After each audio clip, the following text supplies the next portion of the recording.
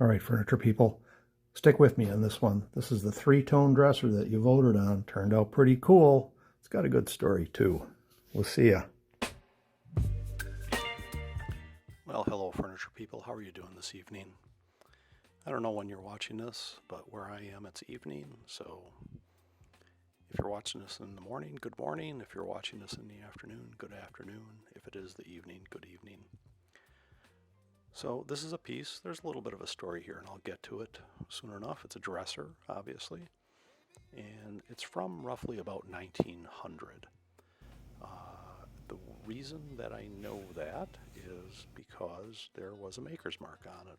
And you saw Eddie a minute ago. He's not too sure about this one, but he warms up to it. Fair amount of damage, wear and tear on it. And my workshop is down in my basement. And I know that my wife loves me because when I got trapped by a dresser down there when I was taking it down, first she took a picture, then she helped me out.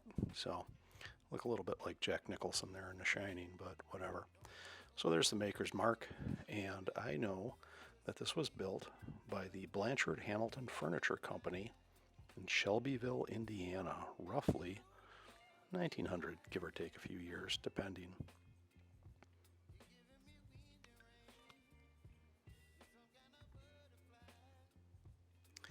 And as always, I did my lead-based paint test. There are many of these pieces, lead-based paint, or varnish, I guess, in this case, or shellac, wasn't necessarily used, but I don't know the provenance of this. I don't know where it came from. I don't know what anybody coated it with. So these tests are, $5 a pop. I don't want to endanger myself, my pets, anybody in my family. So for that cheap price and instant return and a little goop on my fingers, I'm going to do a lead-based paint test on it. This one also turned up negative.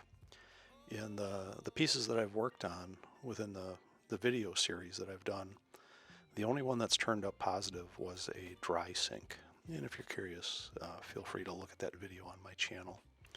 It's out there, but this one was lead-based paint free. There we go, thumbs up. All right, Antique YouTube. It's a three-horse race between Gunstock, Honey, and Dark Walnut. What looks best on this dresser top? Make a comment. And I hope you like, I'm trying to integrate some of the YouTube shorts that I do into some of the videos. But here are the three stains, all Minwax products, obviously. And I have links to the products that I use down in the description if you have some antiques that you're working on. And I encourage you to do this. It's not hard to do. But you can get some of the same products right there. Just click on the description and go down. Did you see Batman? And Batman's fist? Because I sure do, furniture people. That's enough of the shorts for now. So in any case, the three stains again were Honey, Gunstock, and Dark Oak, and the votes were roughly split in thirds. So I decided to do all three once I had the top of the dresser and the sides and the drawer fronts cleared up. And I've been using this scraper to get at the shellac on the tops of the dressers the last few projects that I've done, and it works fantastic. It's even better in a lot of ways than a sander. It doesn't kick up so much dust into the workshop. The shellac comes right off. It's very easy to work with, and the cleanup is super easy too.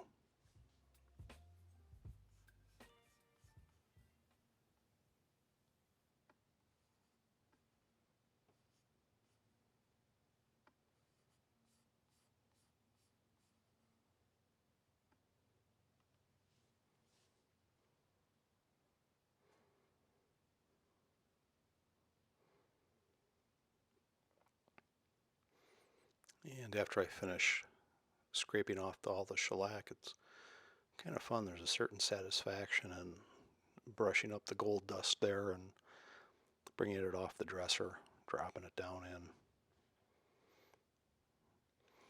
in. And this dresser did have all of the pulls, or the knockers, on the drawer, so I pulled those off. I decided not to polish them, change them in any way. I like the patina that was on them. It was really lovely.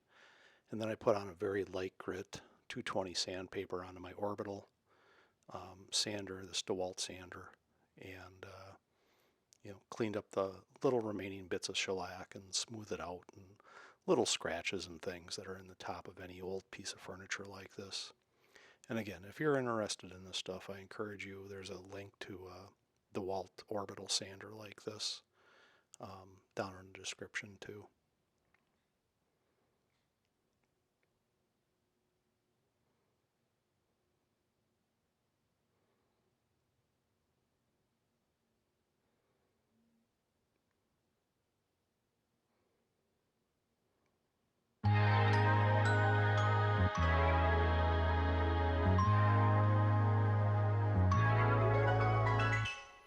And this is the Boston Rocker. I interrupt this video to talk about this. I'm deeply fascinated by this piece. This is probably from about 1850-ish, give or take a few years. It's an American Heritage Boston Rocker. I encourage you to look it up. They came with that high seat area. It really provides nice support, and then these stencils on the backrest. And I've been working on a project to be able to clear up the density of that varnish that's over the stencils and hopefully free the stencils to really shine again without destroying them. It's not easy to do. Sure is a cool piece though.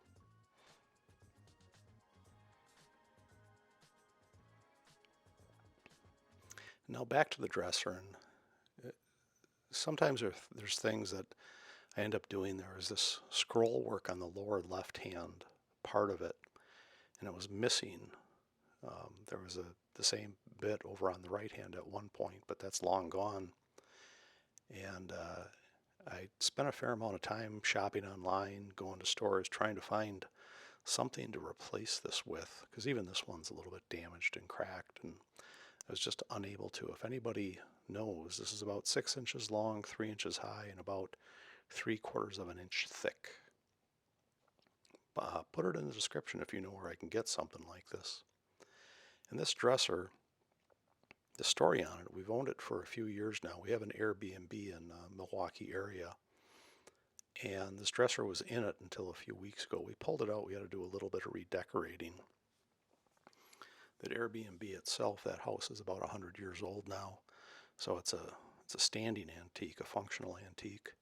Hardwood floors, built-in cabinets, leaded glass, and all the rest of it. So that dresser worked beautifully in it.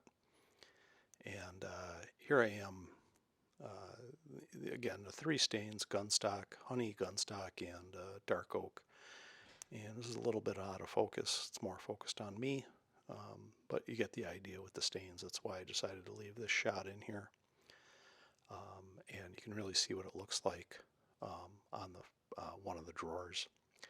So in any case, we pulled it out of the Airbnb so that I could clean it up. Had to redecorate one of the rooms, update things a little bit with some different furniture. And we have another spot that we're going to put this dresser in at this point. But it's a good dresser, solidly built, dovetail joints, all the rest of it. Like many of these antiques, it was a factory piece, but there's really good quality there. And if it's still standing and working perfectly fine after, probably 125, 130 years, you've got a good bit of furniture there.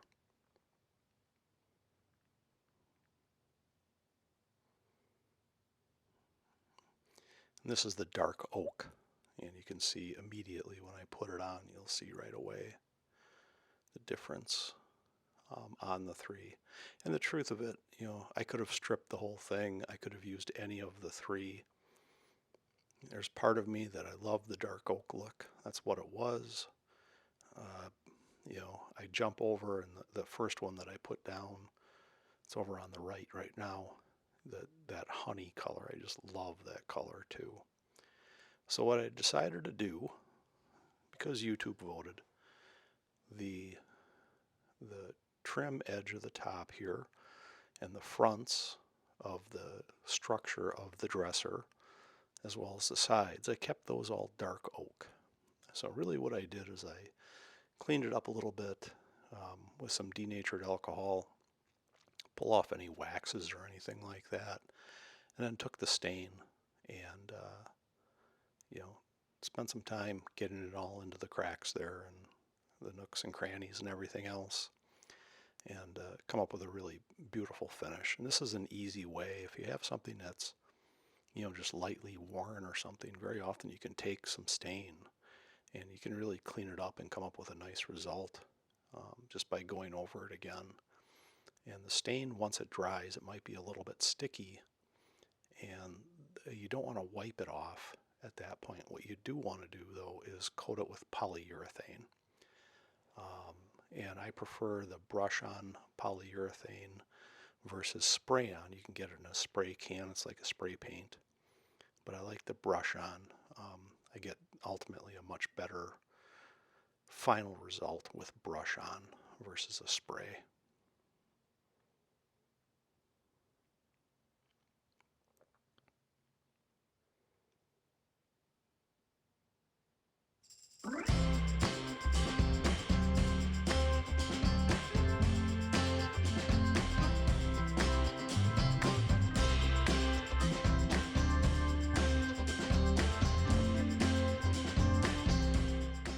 Here we are with the top. This is honey stain. And even now, if you just watch past a little bit of that light glare as I put the stain on, you can see the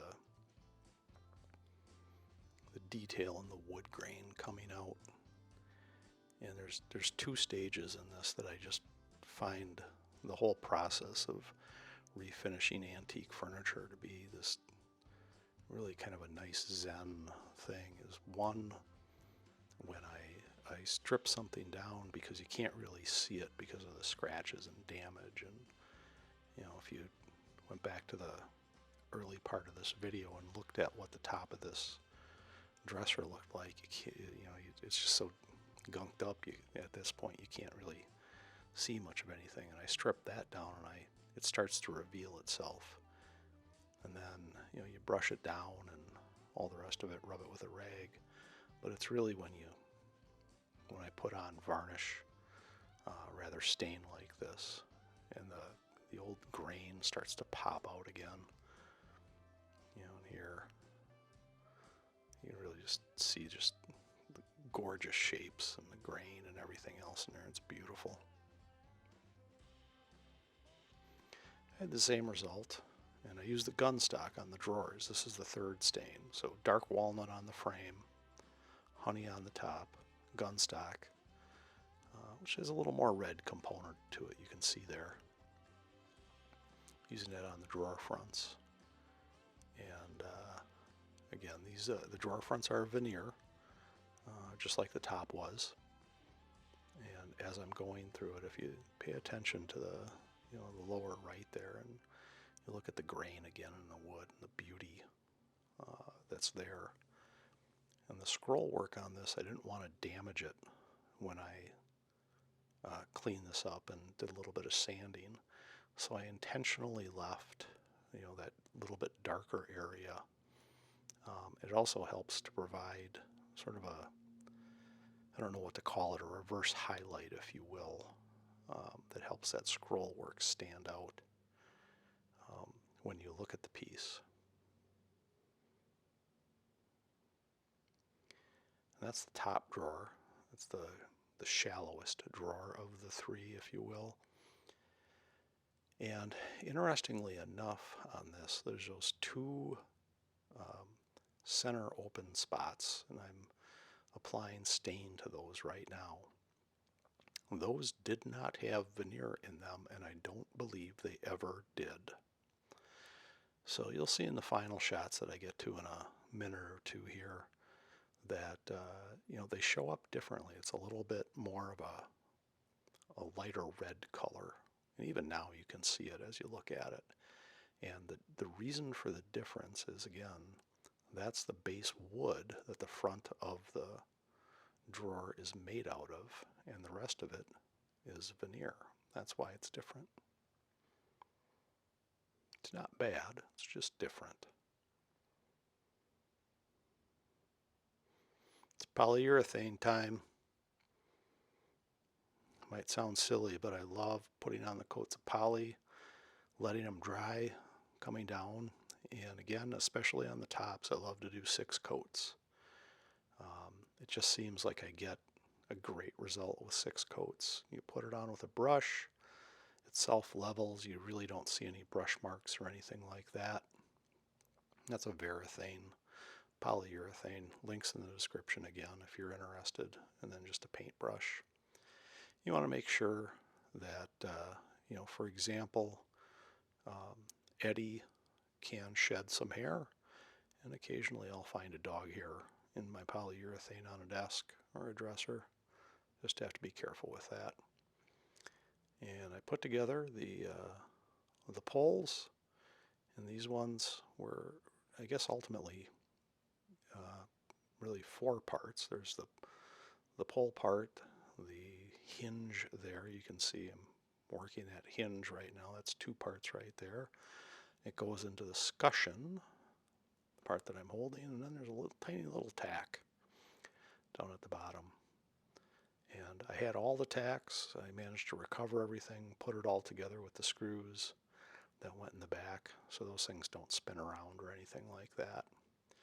And saved all the poles on this dresser. And putting one of them on here so you can see some detail in it. Again, just pretty work that was created, such a long time ago.